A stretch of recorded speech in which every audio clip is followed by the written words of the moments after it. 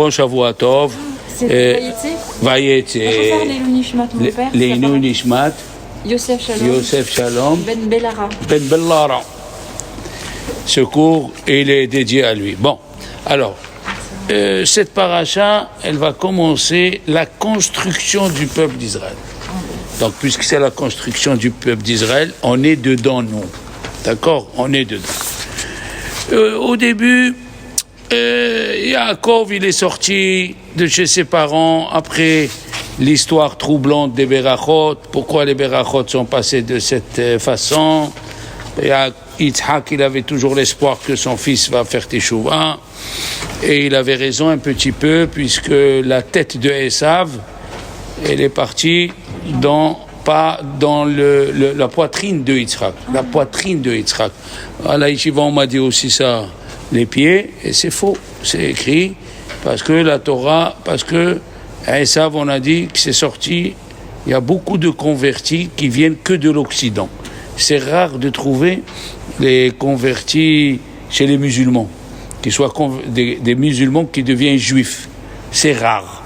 Alors que chez l'Occident, oui. Pourquoi? Parce que de Esav, en lui, il avait déjà des âmes très très hautes. Et c'est pour ça que c'est écrit la semaine dernière, pour ceux qui ont écouté le cours, que Yitzhak, il est Esav, Kitsaïd Befiv. Yitzhak, il aimait Esav parce que le fruit de sa chasse était dans sa bouche. C'est quoi ces mots-là? La Torah, elle est divine, hein, elle n'est pas humaine. Si Dieu il a écrit cette phrase, le fruit de sa chasse est dans la bouche de Yitzhak. Mais Yitzhak, nos Chachamim ils disent, le maréchal Ferrand de Yitzhak était plus riche que les rois de Mésopotamie. Il avait besoin de la chasse. Arizal, c'est pour ça qu'on a besoin des kabbalistes. Arizal, il a dit, la Torah chez Béalpé, la Torah orale, on dit Torah chez Béalpé. La Torah qui passe par la bouche. Elle est passée par Rabbi Akiva, qui était converti, son père, Rabbi Meir, Shemaya et Avtalion. Eh bien, ces âmes, ils étaient cachés dans la bouche de Esav. Kitsaïd Befiv. Et la preuve, c'est qu'il n'y a que sa tête qui est partie dans la tombe de Meharat Amarpela, dans la poitrine de Yitzhak. Parce que dans sa tête, il a tout fait Yitzhak pour que son fils revienne à la Torah. Il a tout fait, il aimait, il le rapprochait, parce qu'il a vu des choses. Et il a voulu donner des bénédictions. Mais lesquelles? Parce que, attention, Yitzhak, Yaakov, c'est écrit à la fin de la paracha. Voilà, alors il a béni quand il est venu, ok? Il a béni Yaakov quand il était transformé en Esav. Voilà, Vaïchaklo, Yitzhak il a embrassé. Vaïchaklo il a embrassé Yaakov parce que quand on s'embrasse, c'est qu'on sent une affection intime. Pour donner une bracha, il faut être détendu. Alors, ils se sont embrassés et il y a eu l'odeur de Olam Haba qui est venue en ce moment-là. Alors c'est écrit, Vaïvarecheo, il a béni. Il a béni, il lui a dit, Viten lecha Elokim. Et Dieu te donnera. Pourquoi on dit Veiten? Parce qu'il a déjà béni. Regardez. Reberen Asher Beracho Hashem. Et samedi soir, ceux qui lisent dans l'Avdallah, ils commencent avec Veiten. Pourquoi? Quand on dit le mot Vav, c'est ajouter. Et chaque fois que Dieu te donnera, il ne s'arrêtera pas. Il t'ajoutera, et il t'ajoutera, et il t'ajoutera. Bon. Mais s'il a béni, qu'est-ce qu'il a dit? Quand il est venu Esav, il est venu, il lui a dit, qui c'est ce monsieur qui est venu? Hein? Va avarecheo, je l'ai béni, Gam Baruchi. Gam Baruch Iye. Va avarecheo, arrête-toi là. Même les bénédictions que j'ai données sans savoir qui c'était, eh bien, qui les prend. Et la preuve, à la fin, il a appelé Yitzhak, il a appelé Yaakov, et il lui a dit, attention, je ne veux pas que tu restes ici, Ve'ifrecha, ve'irbecha, ve'iten lecha, voilà, il a rebéni, Ve'el Shaddai yevarech otcha, ve'yafrecha, ve'irbecha, ve'ita likalami, ve'iten lecha et birkat Avraham, lecha ulzarecha et techa lirishta. Pourquoi il a rebéni? Alors, sachez que toute chose que Dieu il donne, si tu la casses, elle disparaît. Par exemple, Dieu il a dit à Sarah, tu vas avoir un enfant. Elle s'est mise à rire. Et Dieu il est revenu, il lui a dit, pourquoi tu as rigolé? Pourquoi je ne peux pas te donner un enfant? Comme ce moment-là, tu auras un enfant. Il a rebéni. Pourquoi? Parce que le fait qu'elle a mal parlé, elle a cassé la bénédiction de Dieu. La même chose, on verra dans Yosef, regardez, dans Vaïchi. Il lui a dit, Yaakov, il a commencé à bénir, d'accord? Il a commencé à bénir, et qu'est-ce qui était écrit? Ve'ata leopanecha lopilalti, ok? Alors, il a mis les mains, il a commencé à bénir. Vaïvarech et Yosef, Vaïomar, Aelokim asher italachti italchou avotai lefanav Avraham, Isaac, Yaakov, Amalach hagoeloti. Il n'a pas fini de faire la bénédiction. Yosef lui a dit, oh papa, tu t'es trompé, tu as mis la main droite sur le petit. Le petit. Ah, qu'est-ce qu'il lui dit? Son père, il lui dit, Yadati béni, Yadati. Ok, alors qu'est-ce qu'il fait? Qu'est-ce qu'il fait Yaakov? Vaïvarechem bayomao. Il a rebéni. Becha yevorach Israël et simcha Elokim ke'Ephraim. Pourquoi tu rebénis? Parce qu'il a cassé. Il a cassé. Quand on te donne une bénédiction, Dire dessus Amen. voilà, il faut Faut toujours dire Be'ezrat Hashem, Amen. Voilà, Be'ezrat Hashem. Faut pas casser. Amen. Quand on te fait une bénédiction, tu dis ah non, c'est pas un grand kabbaliste celui-là, c'est pas un grand rabbin, mais tu comprends pas que Dieu il parle à travers les gens. Hachem il parle à travers les gens. Seulement il faut avoir comment ça s'appelle, le décodeur. Il faut avoir le décodeur pour comprendre. Par exemple, tu parles le matin, au boulot, quelqu'un te dit, il te parle de l'eau. Pourquoi il te parle de l'eau? C'est arrivé avec le Baal Shem Tov. Pourquoi il te parle de l'eau? C'est parce que tu fais mal la Netilat Yadayim, ou du matin, ou quand tu sors du toilette. Il y a beaucoup de choses que si on a un truc, on a le décodeur qu'il faut, il y a un message du bon Dieu. Rabbi Akiva, il retourne après 12 ans, il écoute sa femme qui dit à la voisine, la voisine, il lui a dit, c'est quoi ce mari-là? 12 ans, tu vois pas ton mari, mais c'est quoi cette histoire? C'est quoi? C'est un ange, et toi, qu'est-ce que tu es? Il lui a dit, pourvu qu'il reste encore 12 ans. Lui, il a entendu, il n'est pas rentré à la maison. Il est reparti encore 12 ans. C'est un message. Le bon Dieu, il parle à travers les gens, c'est à nous à décoder. Alors, plusieurs raisons. Pourquoi il n'est pas rentré? Parce que Rabbi Ovadia Yosef, il dit qu'elle se mit à pleurer, elle l'a vu après 12 ans, elle va se mettre à pleurer, et lui, il va avoir le cœur à rester. Ça, c'est... D'accord? Il y a des autres qui sont partis plus haut. Rav Chaim Shmulevitch, il a dit, s'il rentre, et il la voit, il repart, ça fait 2 fois 12 ans. Ça fait pas 24 ans. C'est trop fort. Quand tu viens tous les dimanches au cours, et tu as une lignée, tu as une continuation. Quand tu fais un rave ici, un rave là-bas, tu es une girouette. C'est ce qu'on appelle une girouette. Il faut avoir une façon, et après tu pourras dire, oui, j'ai étudié chez lui, et tu vas apprendre beaucoup de choses, c'est obligatoire. Obligatoire.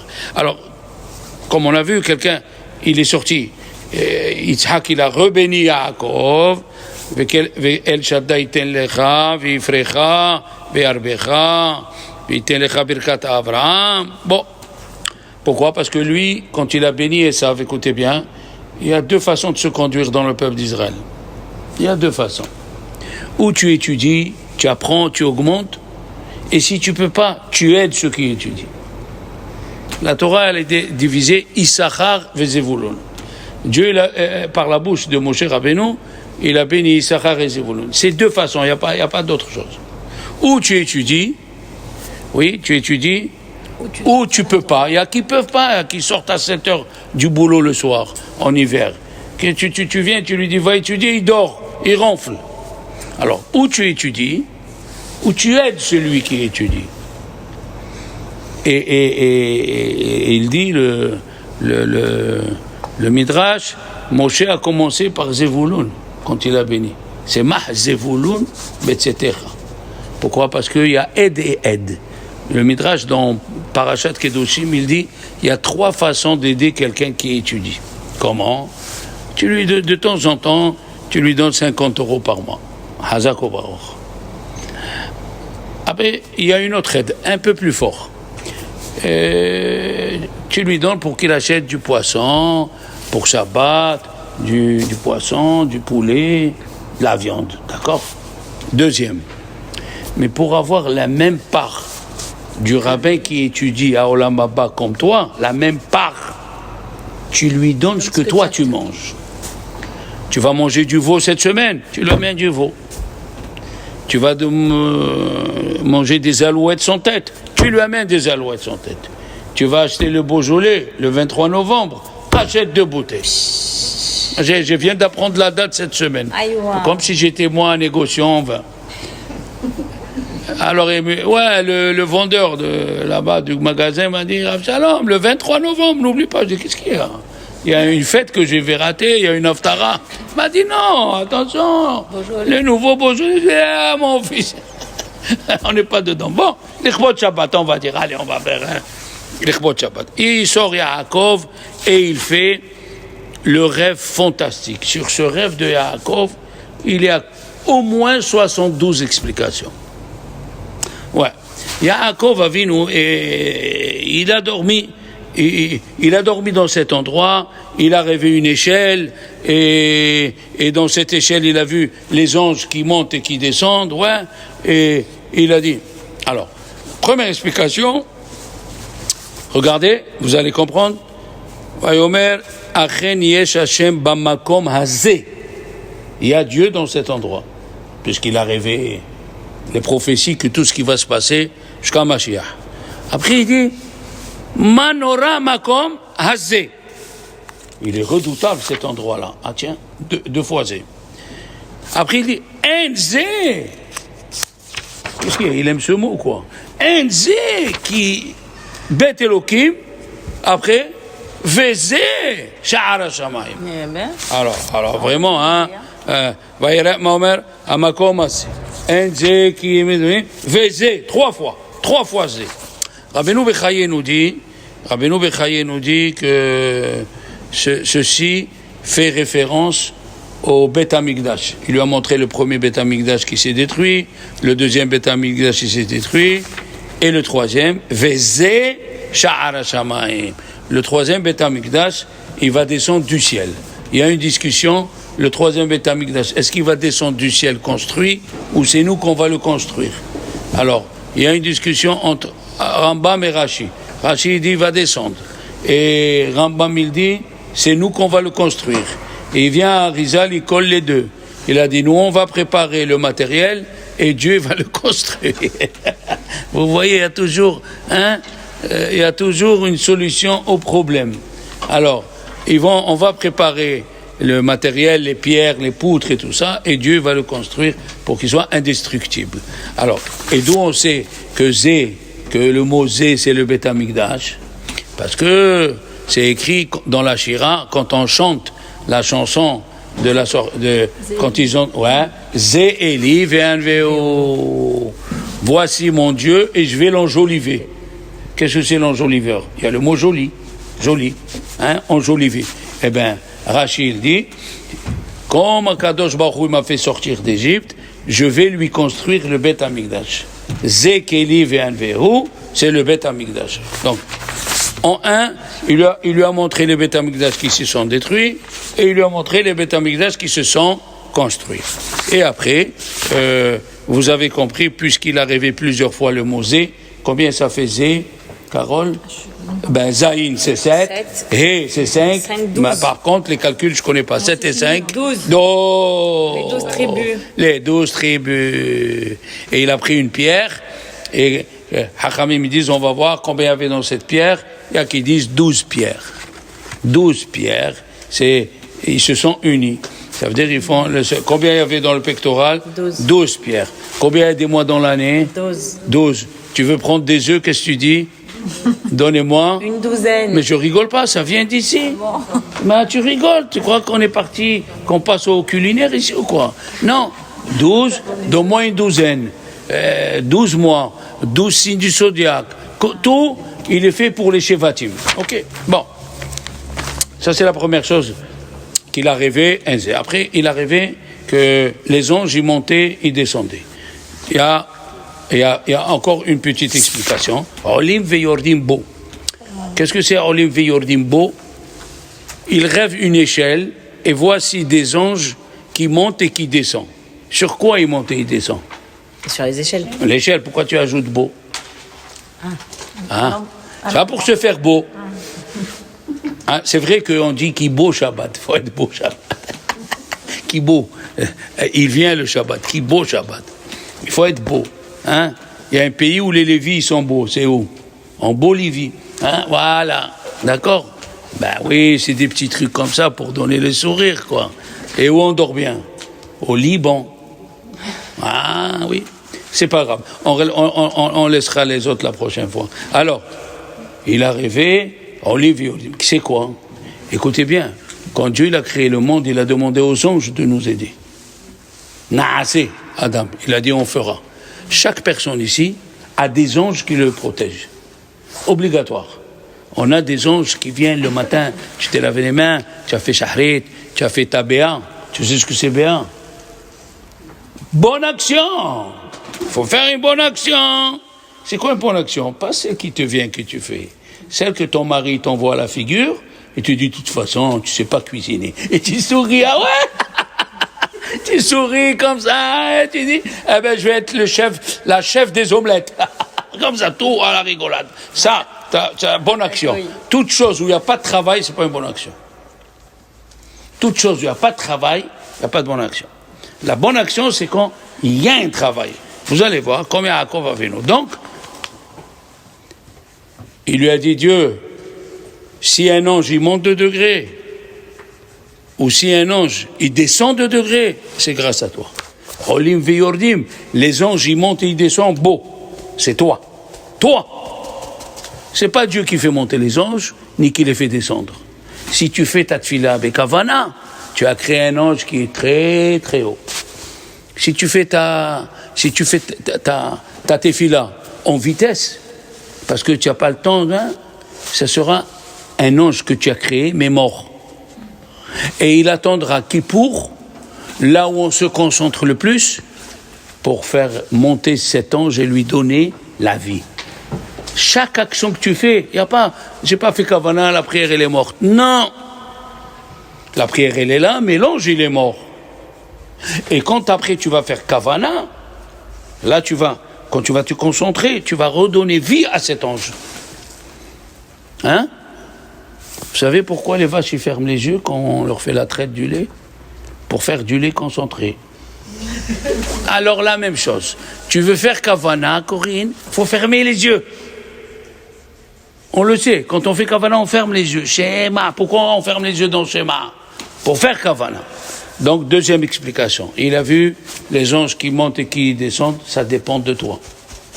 Ouais. Et il a vu les Beth Amikdash. Maintenant, nos Chachamim me disent, ce pasouk fait partie des Pesoukim pour lui annoncer les exils. Il a vu un ange qui monte 180 ans.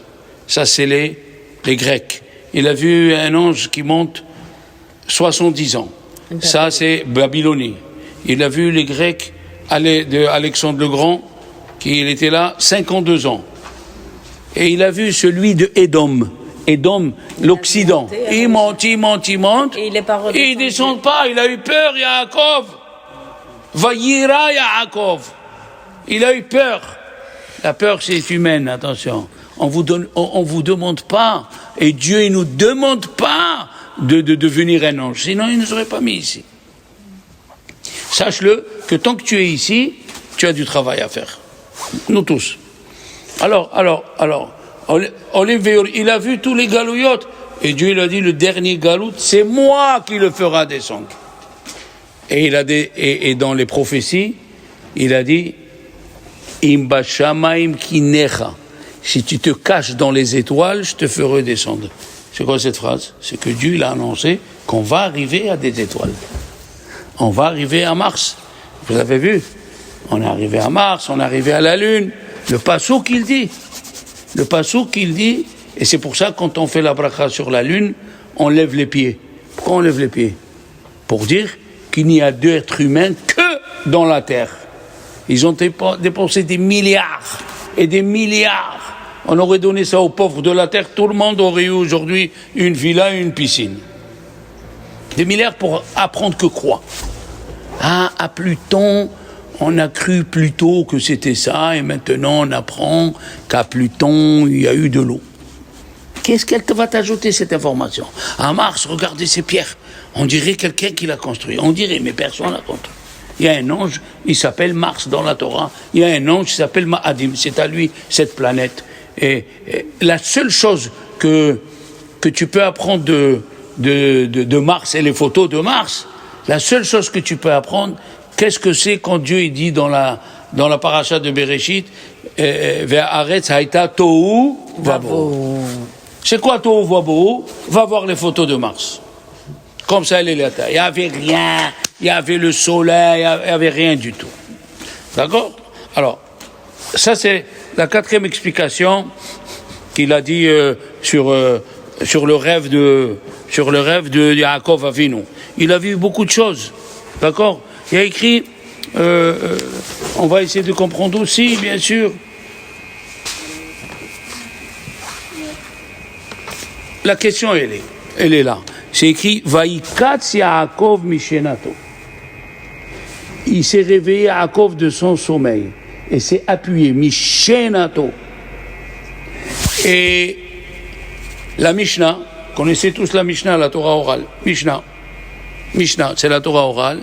Il dit Rashi, pendant 14 ans qu'il était dans la yeshiva de Shem Vaever, il n'a pas dormi. Il n'a pas dormi. Yaakov Avinu n'a pas dormi. Il y avait un rabbin à Tzfat qui s'appelle Rabbi Yosef Taitzak, en 1500. Il dormait jamais. On peut ne pas dormir. Il somnolait. Il se mettait sur la chaise, il étudiait, hop, il se reprenait. Hop, il se reprenait. Mais d'aller sur un lit, ça c'est, je vous parle en 1500. Un peu plus proche de nous, en 1700, le Chida, il ne dormait pas sur le lit que le soir de Shabbat, il se mettait, comme il disait avec sa bouche, sur le sofa. Vous connaissez le sofa? C'est pas un lit. C'est un canapé. Un canapé où tu fais comme ça. Voilà. Un peu plus proche que nous, le Maharsha, Alav Shalom, qui était en 1680, il attachait ses cheveux dans le mur pour pas s'endormir. Rabbi Yosef Teitzak, il mettait ses pieds dans une bassine d'eau pour pas dormir. Et là on nous dit, Yaakov Avinu, Vaikatz Yaakov Mishenato. Pendant 14 ans, il n'a pas, pendant 14 ans, la question elle est, on va poser plusieurs questions pour essayer de comprendre où on va. Ok. On sait, il pose la question à Rabbeinu Mechaye, comment c'est possible? Yaakov Avinu, il ne dormait pas. Lui, il dit comme ça, il pose la question. Et il a amené la Gemara, les enfants, la Gemara de Shabbat, Daf Lamed Bet, où c'est écrit que Dieu, il a dit à David Amelech, il a dit, Dieu, quand est-ce que je vais mourir? Il a dit, jamais j'ai donné la date à quelqu'un quand est-ce qu'il va mourir. Il lui a dit, alors quel jour? Il lui a dit, tu vas mourir Shabbat. D'accord. Alors tout le monde pose la question. Il peut rester 24 heures en train d'étudier, c'est pas possible. Donc il dormait le vendredi soir. Le Satan, il l'a arrêté au milieu de l'étude. Parce que tant qu'il étudiait, tant que tu étudies, le Satan ne peut pas avoir prise sur toi. Rabbi Zera, il a vu le Satan à la porte, il a dit, celui-là il est venu me chercher. Il est à étudier, il s'est mis à étudier, pour l'attraper, parce que l'heure c'est l'heure. Hachem, il a sorti un Mistral, du Strom of the Strom. Alors Rabbi Zera, il a fait comme ça, à ce moment il a pris. David Amelech aussi, il étudiait, mais il dormait un peu. Pourquoi il n'a pas pris quand il dormait? Apprenez une chose, voilà ce que je veux vous dire, que si tu dors pour te lever le matin pour aller étudier, même quand tu dors, c'est considéré une mitzvah. Ah ouais. c'est écrit dans le Michelet, Bechol derachecha da'eu. Dans tous tes chemins, reconnais Dieu. Qu'est-ce que c'est dans tous tes chemins, reconnais Dieu? C'est-à-dire, même quand tu viens en cours, en voiture, c'est considéré comme si tu étudies. Pendant la semaine, tu dis, quand est-ce que j'attends le cours avec mon rave, j'attends.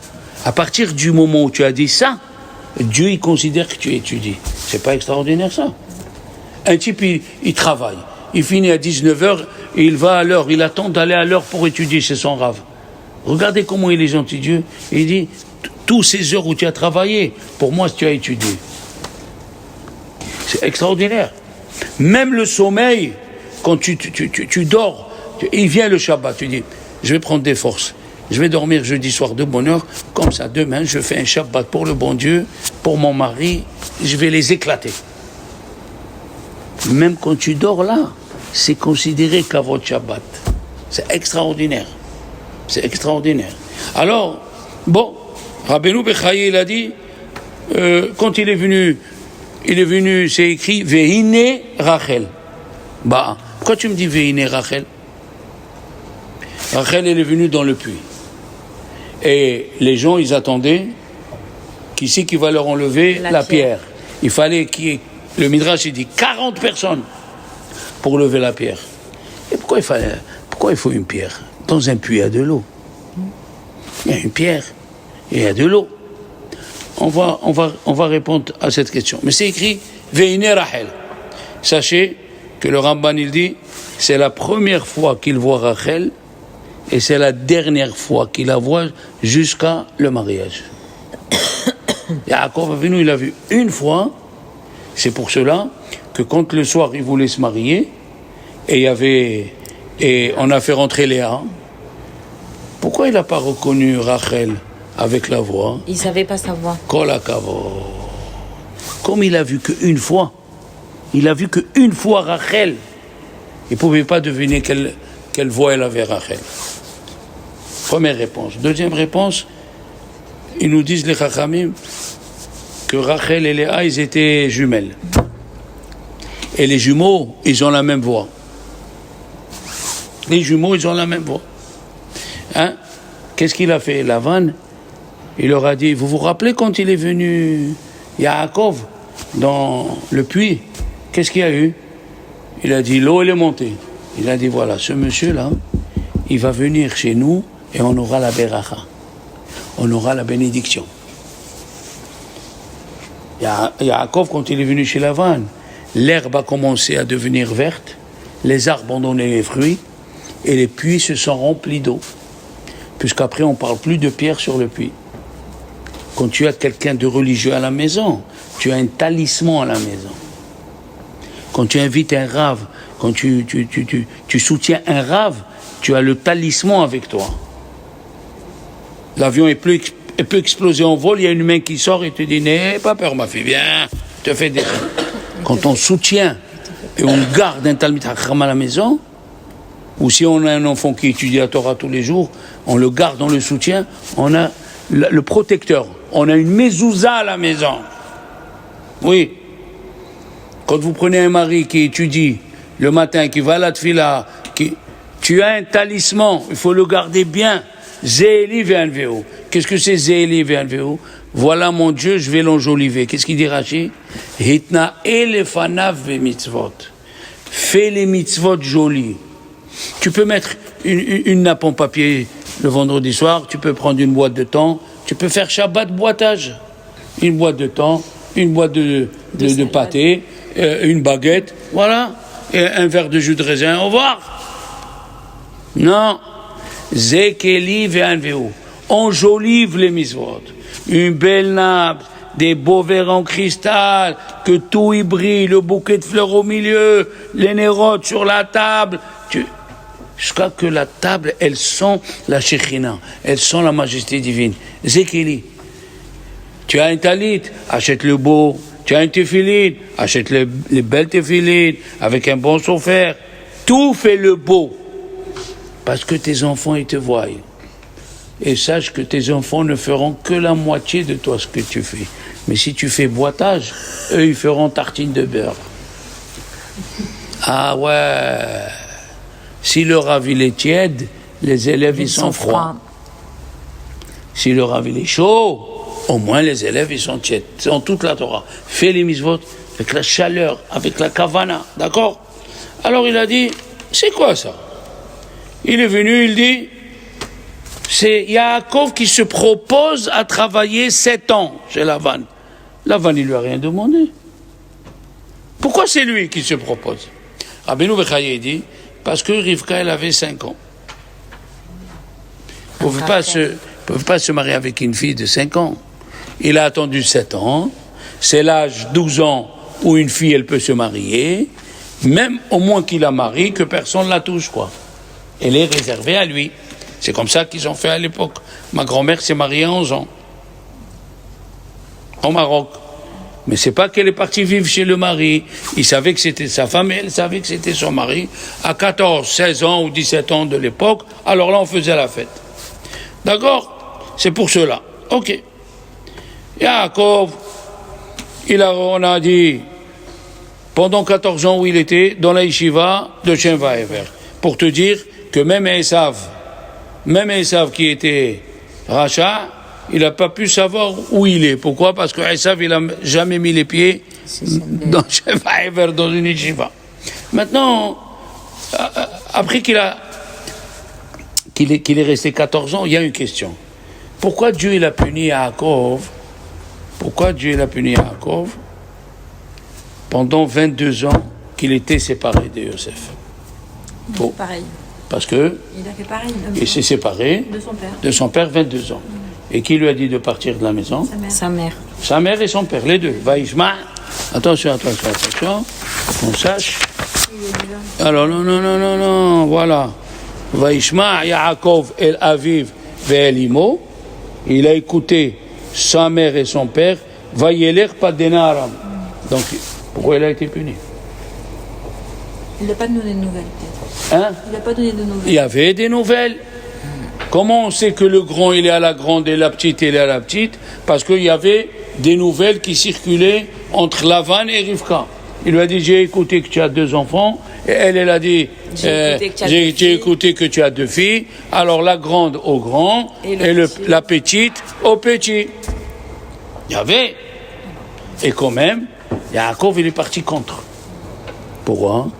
Après 14 ans, sa mère, le Midrash dit, sa mère elle lui a envoyé des lettres. Elle lui a dit, la colère de ton frère s'est calmée, retourne à la maison. Et Yaakov, c'est la première fois de sa vie qu'il a désobéi à sa mère. Pourquoi? Question fantastique que j'ai vue. On continue. Ok. Il a commencé à travailler chez Lavan. Et après, le pauvre Yaakov, vous ne pouvez pas vous imaginer comment il a réussi. Lavan a trompé toute sa ville. Il leur a dit, vous avez vu mon futur beau-fils, hein? Il est venu, les supermarchés ont ouvert. Hein? Vous avez vu, il n'y a plus de Covid, il n'y a plus de maladie, il n'y avait plus rien du tout. Tout s'est mis à marcher. Vous voulez qu'on le garde? Oui, alors vous allez m'aider. On va le marier, je vais demander 7 ans pour ma fille. Et on le garde le plus longtemps. Le soir, je ne vais pas lui donner la fille qui veut travailler, je vais lui donner l'autre. Attention à celui qui me dénonce. Il a dit non, on ne va pas te dénoncer. Il a dit personne ne va me dénoncer. Donnez-moi vos habits et vos chaussures. Garantie. Celui qui parle, je ne lui rends pas. Il a pris les chaussures, les habits. Il est parti chez le traiteur. Il lui a dit, pour le soir du mariage, tu vends tout ça. Lavan, c'était le chef des... Attention. Et le soir, il leur a dit, tous, vous chantez Eléa, Eléa, Léa, Léa, Eléa. Comme ça dit le Midrash. Qu'est-ce que c'est Eléa? C'est Léa. Et comme ça, demain, Yaakov, il va se lever, il va dire, tu m'as trompé. Moi, je t'ai trompé? T'as pas vu l'orchestre toute la nuit? Eléa. Qu'est-ce qu'elle chantait? Eléa, Eléa, Eléa. Léa. Ah. Yaakov, il a compris que Simin Hashamaim, pourquoi il a dit je vais te retravailler 7 ans? elle avait déjà 12 ans. Vous savez que les deux Imaot, ils sont morts jeunes. Léa, elle est morte à 36 ans, et Rachel, elle est morte à 36 ans, et Léa, elle est morte à 38 ans. Il n'a pas vécu beaucoup avec ses femmes. Yaakov. On continue. Aïe, aïe, aïe, aïe, aïe. Il a pris, on a dit, les pierres, ils se sont collées. Cinquième explication. Quelle est l'explication? Pourquoi il a pris les pierres? Pour se rappeler du mont Sinaï. Regardez comme c'est joli. Quelle est la gémataria du mot échelle? Soulam. Soulam, 130. Et Sinaï, 130. Pourquoi il a pris des pierres? Les deux tables de la loi, ils étaient en quoi? En pierre. Et le Midrash, il continue. Chaque mot qui s'est écrit dans le rêve correspond au mont Sinaï. Donc il a compris, il a écrit Vayered Moshe, Shte Luchot Avanim. Ouais. Il a écrit Vaishkav, il a dormi. Pourquoi tu nous dis Vaishkav? Regardez comment le mot le soir il dit Yishkav, Yud, Shin, Kav, Bet. Yesh Kav, Bet. Il doit donner, il doit amener ses enfants pour recevoir la Torah qui était donnée avec 22 lettres. Vaishkav, Michel. Vaishkav, Yesh Kav. Il y a 22. Dans quelques Pesukim, il y a des allusions et le futur du peuple d'Israël. Oui. Comme c'est écrit dans le verset, Le'anhil ohavai yesh. Pour donner à ceux que j'aime, yesh, j'ai des mondes futurs en plus. Celui qui aime Dieu, quand il fait la mitzvah, il a 310 mondes en plus. Ah, voilà, maba. Yesh. Yesh, c'est 310. Hein? Tu as compris? Yesh. Alors, Yaakov, le pauvre, il a travaillé, vous savez bien que... Aïe, aïe, aïe, aïe, aïe. Vous savez bien qu'il a roulé, il lui a donné Léa, il a accepté Yaakov Avinu, mais si vous faites attention, je vous donne un petit secret, il y a eu 2 tribus et demie qui étaient au dehors d'Israël. Benegad ou Bnei Reuven. Benegad ou Bnei Reuven, Vechatzi Shevet Menaché. Pourquoi? Parce que quand il a dormi le soir avec Léa, qu'est-ce qu'il croyait? Que c'était Rachel. Donc Reuven, il est né pas dans sa tête. Il est né biologiquement de Léa, mais lui, quand il dormait avec Léa, il croyait qu'il dormait avec Rachel. Il est sorti Reuven. Donc il ne fait pas partie au dehors d'Israël. Benegad, pareil. Quand Rachel elle lui a dit donne-moi les mandragores de ton fils. Vous savez que c'est quoi les mandragores? Vous avez vu Harry Potter? Regarde, tout le monde dit oui. Mais c'est écrit dans Rashi. Les mandragores, c'est des plantes qui ont une forme ou de femme ou d'homme. Et celle qui la mange, elle a ou un garçon ou une fille. Et Reuven, il a trouvé les mandragores. Et celui qui arrache le mandragore, il meurt. Alors qu'est-ce qu'il a fait, Reuven? Il a attaché un âne. Ouais. Et Reuven, il a attaché un âne, l'âne, il a tiré, et il a eu les mandragores. D'accord? Alors, il a dit, Rachel, donne-moi les mandragores. Il a dit, tu me prends mon mari ce soir, hein, quoi? Elle a dit, Rachel, mais il devait venir chez moi. Non, tu me donnes mon mari ce soir. C'était des prophétesses. Ils savaient chaque chose qu'ils faisaient, nos matriarches, elles étaient calculées. Et qui c'est qui est né? Gad. C'est quoi Gad? Rachid a donné 2 explications. Gad, ça veut dire en araméen un bon mazal. Mais Gad veut dire en hébreu boged. Il a trahi. Alors, c'était un enfant qui ne devait pas naître chez Léa. Boum, au dehors d'Israël. Chaque chose. Reuven et Gad. Il y a Hatzi Shevet Menaché. D'où il est né Menaché? De Yosef. De Yosef. De qui?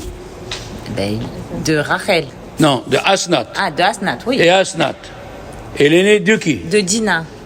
De Dina. Et Dina, C'est la fille de Léa, Et elle a été, violée par donc Shrem. elle est Goya, le mari il est Goy, Et elle est juive. et les Juifs, eh bien la moitié de la tribu en Israël et la moitié de l'autre tribu au dehors d'Israël.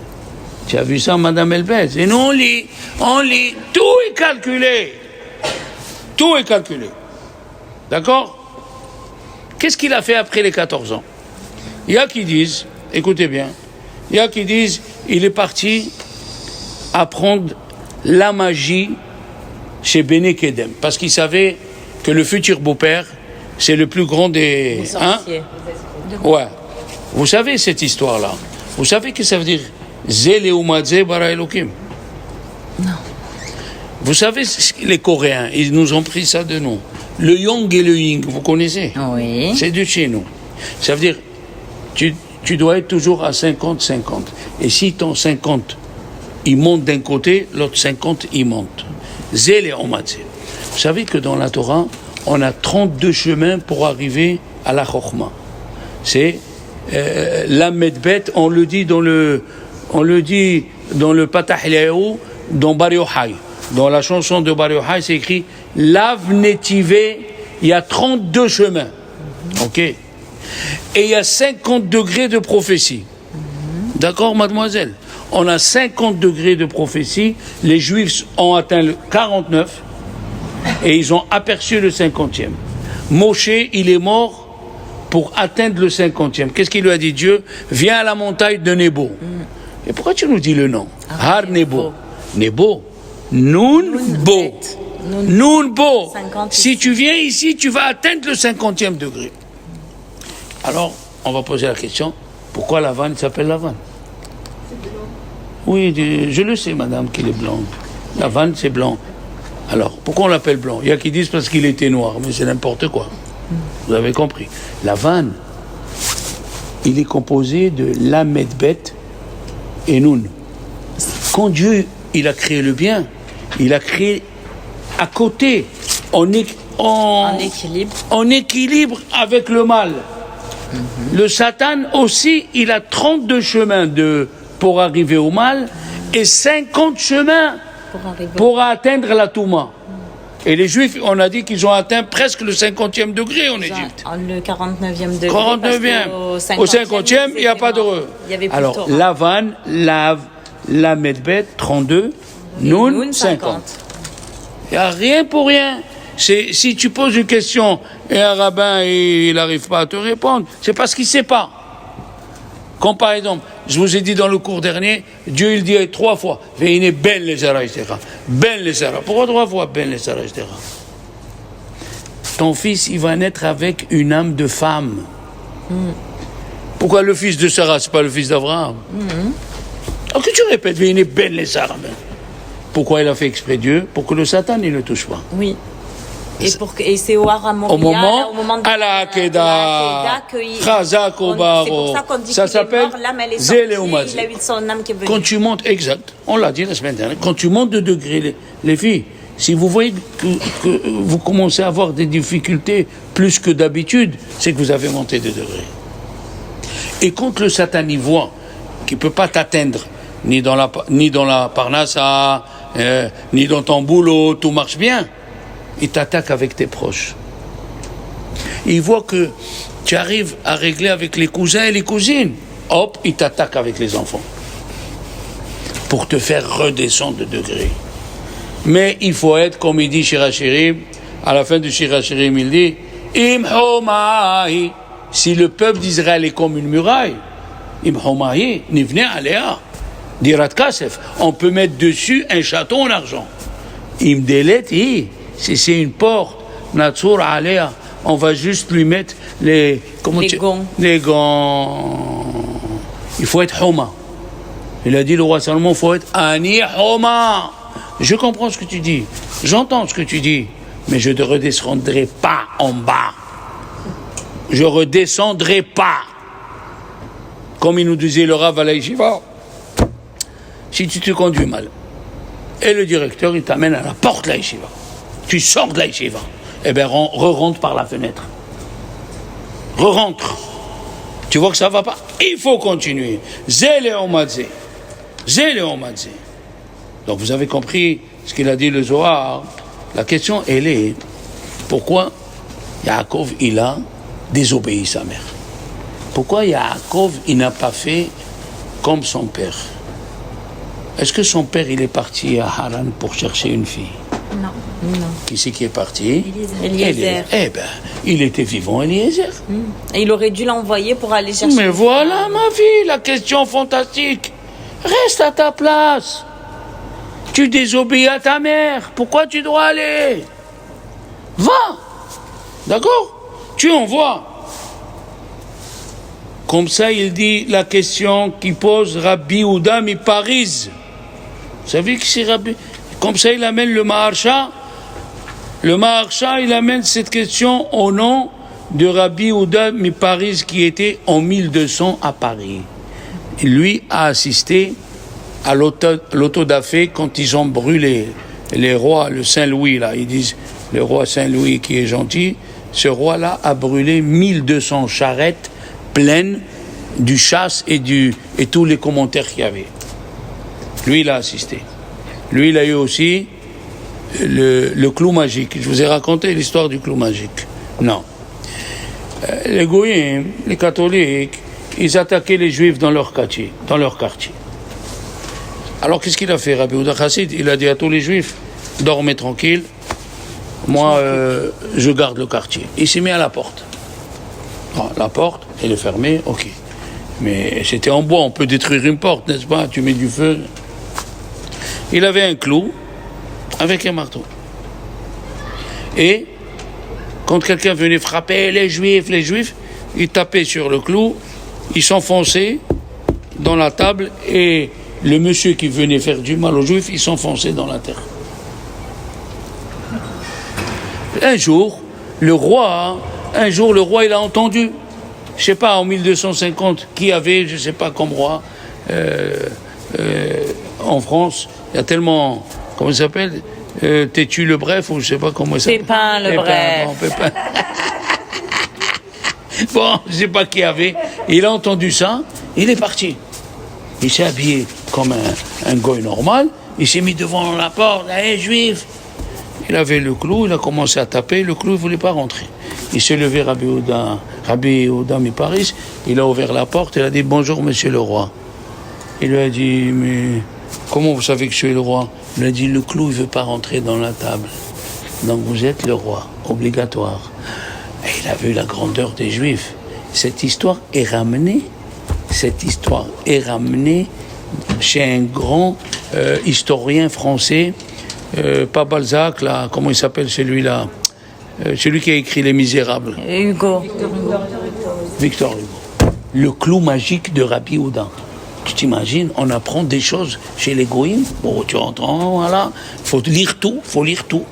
Et alors, il a dit, pourquoi il n'a pas envoyé? Pourquoi tu peux retourner à la maison? Ouais. Pourquoi tu reviens pas? Comme ça, il pose la question. Rabbi Yehuda Miparis, tu peux retourner? Pourquoi? Alors écoutez bien. Aïe. On a parlé de ça.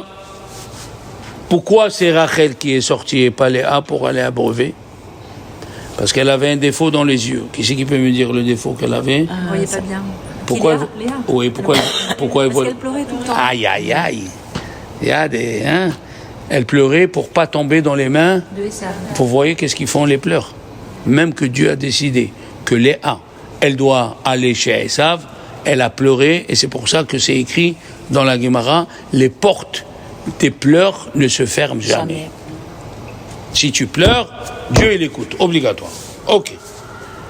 Et comme on a dit, Veiner, ok. Et c'était la petite. Alors écoutez bien. Il y a écrit chaque fois Vaïvrah Yaakov, Vaïvrah, il s'est sauvé. Et les parents lui ont dit, sauve-toi. Et quand même que c'est écrit au début de la paracha, Vayetse Yaakov. Il est sorti. Pourquoi il n'y a pas écrit Vaïvrah? 4 fois c'est écrit Vaïvrah. Et ici c'est écrit Vayetse. Yaakov, il nous apprend une chose fantastique. faut faire rien dans la précipitation. Il y a écrit au sujet de Yosef, Vayiritsu minabor. Qu'est-ce que c'est le mot Vayiritsu? Ils l'ont sorti vite, ratz. Et qu'est-ce qu'il a fait Yosef? Il a dit non. Chaque chose qui est décidée dans le ciel, elle est décidée. Je vais aller chez le coiffeur d'abord, je vais me présenter un roi. Il s'est fait les cheveux, le brushing comme il faut, il a fait la crème, le soin du visage, Caudalie ou Caudalar, je sais pas moi, comme ça. Il s'est fait beau, ça sent bon. Il a pris le antitranspirant, il a pris vêtements bien et après il s'est présenté à Roya. Il n'y a pas de précipitation chez un juif. Chaque chose elle doit faire. Le Mégalé à Moukot, maintenant il va nous répondre à la question fantastique. Pourquoi nos avot, je ne sais pas comment vous l'expliquer, mais je vais essayer. Vous allez voir depuis le début que Dieu a créé le monde, jusqu'à la fin, tous les chefs, ils étaient bergers. Pourquoi? Ils aimaient le mouton, ils aimaient quoi? Non. Ils aimaient le mouton, ils aimaient le cabri, ils aimaient... Pourquoi? Tous, Evel, il a cherché. Ah, tu connais la réponse? Une réponse. Écoute pourquoi. Tu vas voir comme c'est joli. Les kabbalistes, quand ils parlent, ils te trouvent des trucs. Alors, Evel, il était dans les menus bétail. Après, Abraham, Awad, j'ai écrit qu'il y avait les histoires entre les bergers de Lot et les siens. Bien. Celui qui était dans les animaux, Yaakov, et David, et Moshe. Quand Dieu veut mettre chef quelqu'un, il éprouve. Qu'est-ce qu'il a fait David Amelech avec son troupeau? Il sortait les bébés pour manger parce qu'ils avaient des dents un peu... Il prenait ceux d'en haut. Il prenait l'herbe d'en haut. Après, il sortait les vieux, les pauvres, les vieux moutons, les vieux. Ils ont trouvé un mouton qui errait en Australie, il avait sur lui 18 kilos de laine. Je ne sais pas comment il voyait. Bon. Et après, il sortait les Giborim. Il a dit, tu t'occupes comme ça des moutons, des agneaux, alors tu peux t'occuper de mon peuple. Moshe Rabbeinu, pareil. Il a vu un petit agneau qui courait. Il est arrivé devant le ruisseau. Il a dit, je ne savais pas. Si je savais que tu avais soif, je t'aurais donné à boire. Et il a pris, il l'a mis sur son dos, il l'a ramené à sa maman. Mais la chose qui vraiment elle nous interpelle.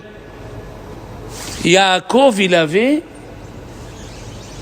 600 000 têtes de moutons quand il est sorti de chez Laban. Et il avait 60 000 chiens. Des pitbulls, des rottweilers, des je sais pas quoi, des doberman, ce que tu veux. Qu'est-ce qui se passe?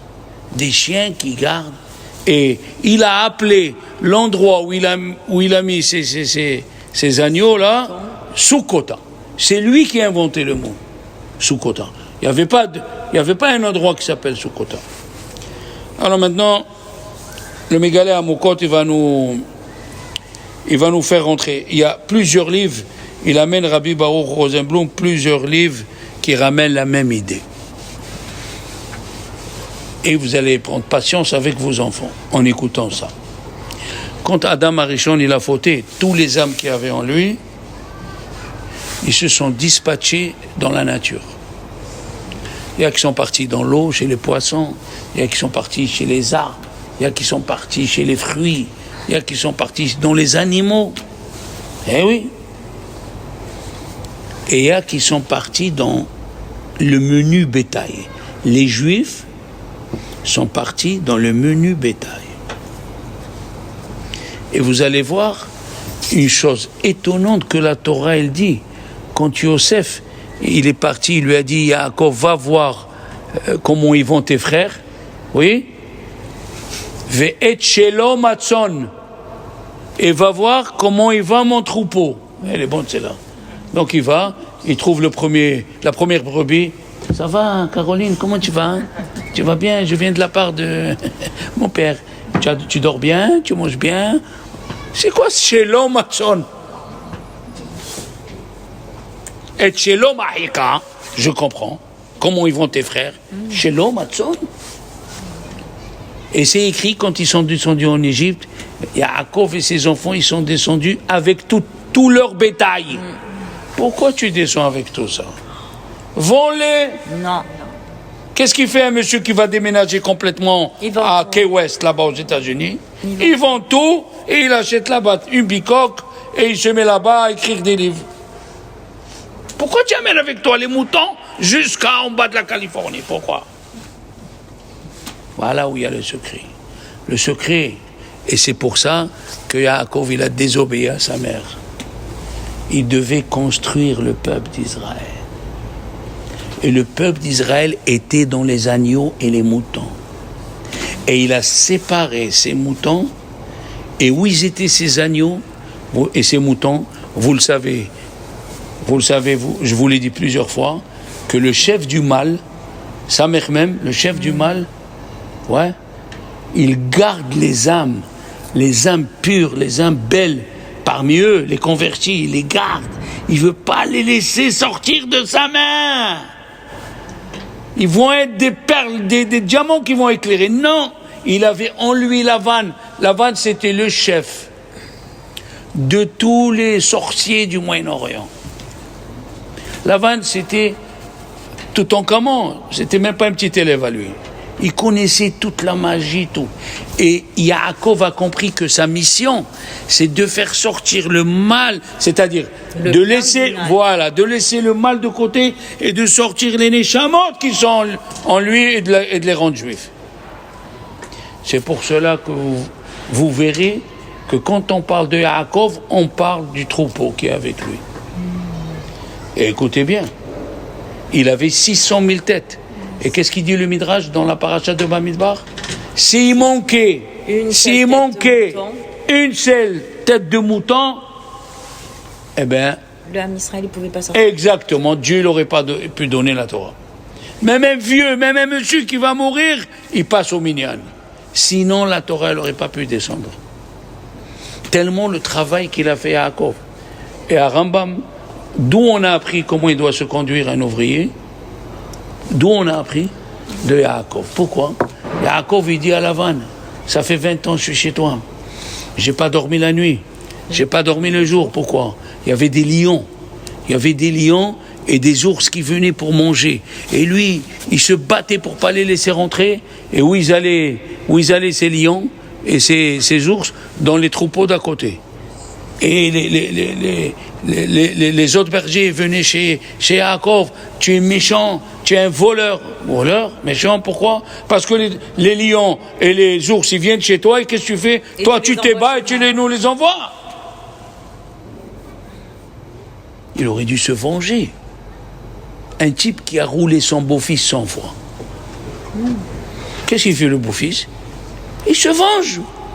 On a appris de Yaakov, il dit à Rambam, les lois de l'ouvrier de Yaakov Avinu. La nuit, le jour, il y a écrit qu'il recevait la grêle.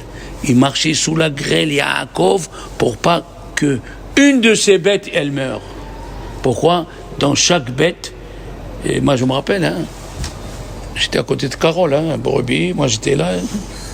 Tous les juifs d'ici, vous avez compris maintenant. On était à côté de Corinne. Ça va? Tu as bien dormi? Tu as fait mina?